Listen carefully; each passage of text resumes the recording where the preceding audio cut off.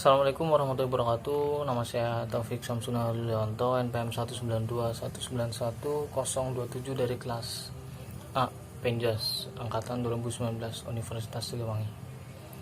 Pada kesempatan kali ini saya akan mempresentasikan atau menjelaskan materi dari mata kuliah telaah pendidikan yang materinya yaitu tentang standar kompetensi kelulusan, di mana standar kompetensi kelulusan ini ada beberapa poin. Yang pertama ada standar isi, yang kedua ada standar proses, yang ketiga ada standar penilaian dalam pengembangan kurikulum. Langsung saja kita masuk ke materi yang pertama, yaitu standar isi. Apa sih itu standar isi? Standar isi adalah kriteria yang mencangkup ruang lingkup materi dan tingkat kompetensi yang digunakan untuk mencapai standar kompetensi lulusan yang telah ditetapkan pada jenjang kependidikan tertentu. Standar kompetensi lulusan yang dirumuskan meliputi sikap, pengetahuan, keterampilan. Artinya setiap materi yang akan diterima oleh peserta didik beserta tingkat kompetensinya sudah dirumuskan ke dalam isi setiap mata pelajaran.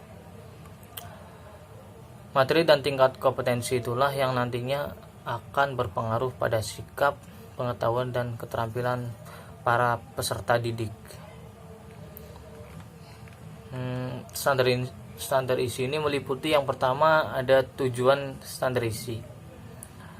Tujuan ini untuk meningkatkan kualitas pendidikan melalui pengembangan potensi peserta didik yang sejalan dalam perkembangan ilmu pengetahuan, kemajuan teknologi, seni, dan budaya, sehingga diharapkan bisa mencapai tujuan pendidikan nasional.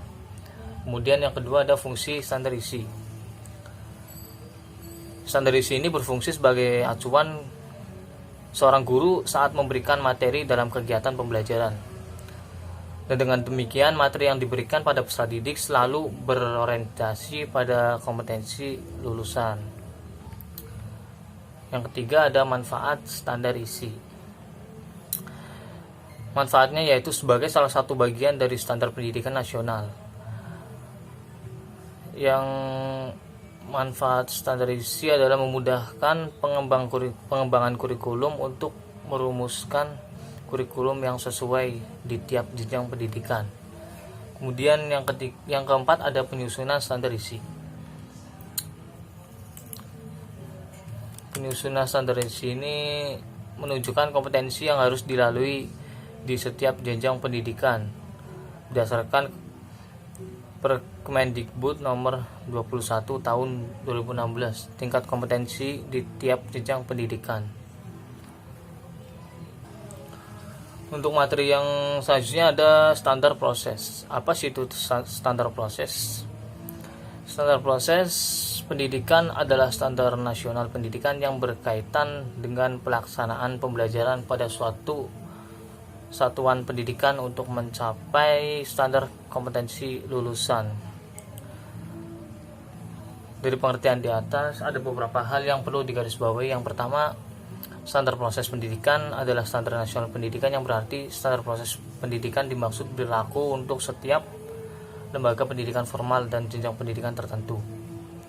Dan yang kedua ada standar proses pendidikan berkaitan dengan pelaksanaan pembelajaran, yang berarti dalam standar proses pendidikan berisi tentang bagaimana seharusnya proses pembelajaran berlangsung. Dan dengan demikian standar proses pendidikan dimaksud dapat dijadikan pedoman bagi guru dalam pengelolaan pembelajaran. Kemudian yang ketiga, standar proses pendidikan diarahkan untuk mencapai standar kompetensi lulusan. Dengan demikian, standar kompetensi lulusan merupakan sumber atau rujukan utama dalam menentukan standar proses pendidikan. Jadi sebenarnya standar proses pendidikan bisa dirumuskan dan ditetapkan manakala telah tersusun standar kompetensi lulusan ini. Kemudian fungsi standar proses pendidikan secara umum yaitu satu, dalam rangka mencapai standar kompetensi yang harus dicapai. Proses pendidikan berfungsi sebagai alat untuk mencapai tujuan pendidikan, yakni kompetensi yang harus dicapai dalam ikhtiar pendidikan. Bagaimanapun bagus dan idealnya suatu rumusan kompetensi, pada akhirnya keberhasilan sangat tergantung kepada pelaksanaan yang dilakukan oleh guru. Berkaitan dengan hal itu, standar proses pendidikan ini berfungsi sebagai alat untuk mencapai tujuan pendidikan serta program yang harus dilaksanakan oleh guru dan siswa dalam pembelajaran untuk mencapai tujuan tersebut. Yang kedua, ada fungsi standar proses pendidikan bagi guru. Standar proses pendidikan bagi guru untuk mencapai tujuan pendidikan yakni standar kompetensi yang harus dimiliki siswa guru sebagai ujung tombak pelaksanaan pendidikan di lapangan sangat menentukan keberhasilannya.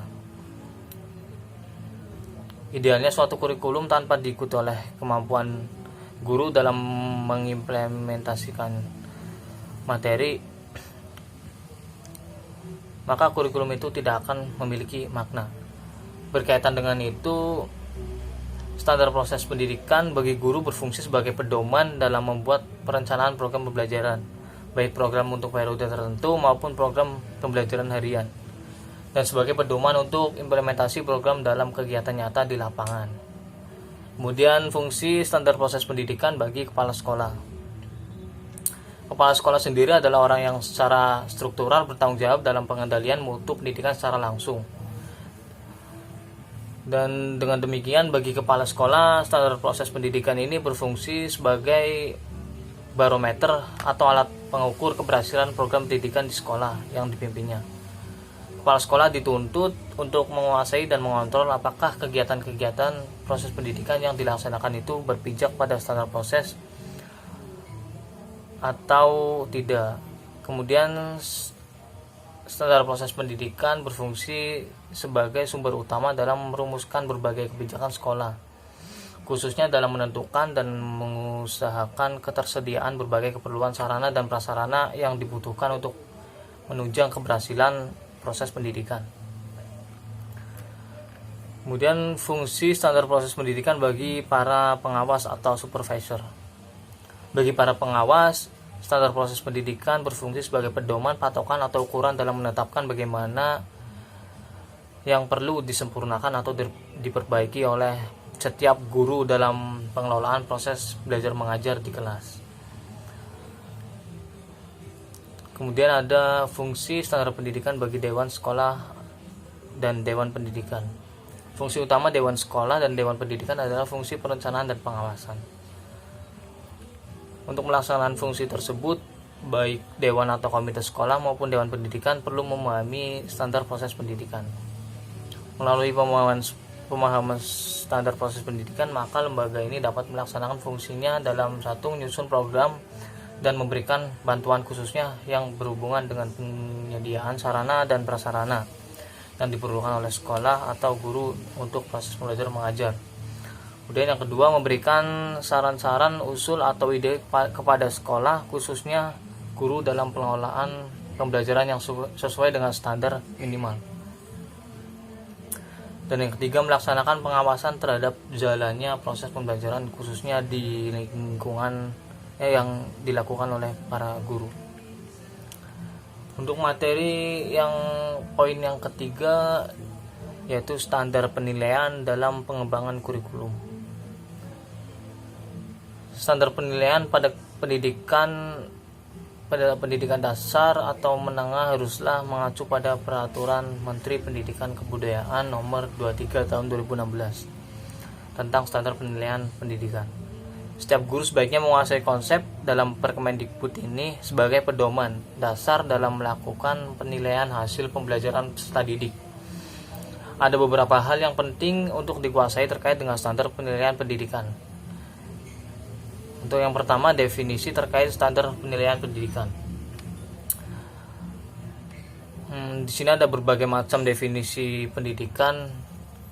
Yang pertama, standar penilaian pendidikan adalah kriteria mengenai lingkup tujuan, manfaat, prinsip, mekanisme, prosedur, dan instrumen penilaian hasil belajar peserta didik yang digunakan sebagai dasar dalam penilaian hasil belajar peserta didik pada pendidikan dasar dan pendidikan menengah.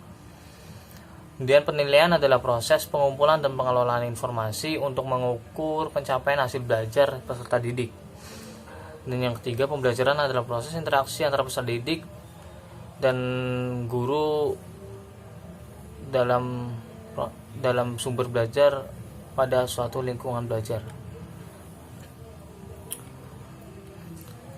Kriteria ketuntasan minimal yang selanjutnya disebut KKM adalah kriteria ketuntasan belajar yang ditentukan oleh satuan pendidikan yang mengacu pada standar kompetensi kelulusan dengan mempertimbangkan karakteristik peserta didik, karakteristik mata pelajaran, dan kondisi satuan pendidikan. Kemudian ada lingkup penilaian. Lingkup penilaian ini dibagi jadi beberapa macam. Yang pertama ada penilaian pendidikan pada pendidikan dasar dan pendidikan menengah, yang terdiri dari penilaian hasil belajar oleh pendidik, kemudian oleh satuan pendidik, dan yang terakhir oleh pemerintah. Dan penilaian hasil belajar peserta didik pada pendidikan dasar dan pendidikan menengah meliputi aspek sikap, keterampilan, dan pengetahuan. Serta penilaian sikap bagaimana dimaksud merupakan kegiatan yang dilakukan oleh pendidik untuk memperoleh informasi deskriptif mengenai perilaku peserta didik. Dan kemudian ada penilaian pengetahuan dan keterampilan sebagaimana dilakukan oleh pendidik atau satuan pendidik atau pemerintah. Tujuan penilaian. Penilaian hasil belajar oleh pendidik bertujuan untuk mengacu dan mengevaluasi proses kemajuan belajar dan perbaikan hasil belajar peserta didik secara berkesinambungan. Dan penilaian hasil belajar yang dilakukan oleh satuan pendidikan bertujuan untuk menilai pencapaian standar kompetensi lulusan untuk semua mata pelajaran. Serta penilaian hasil belajar oleh pemerintah bertujuan untuk menilai pencapaian kompetensi lulusan secara nasional pada mata pelajaran tertentu. Mungkin itu saja yang bisa saya sampaikan. Saran saya sebagai warga negara yang baik demi memajukan pendidikan bangsa, tentunya kita harus mendukung keputusan pemerintah dalam keputusan untuk mengubah sistem kurikulum yang sudah ada sebelumnya menjadi kurikulum yang baru yang jauh lebih baik. Sekian dari saya, wabillahi taufiq wal hidayah. Wassalamualaikum warahmatullahi wabarakatuh.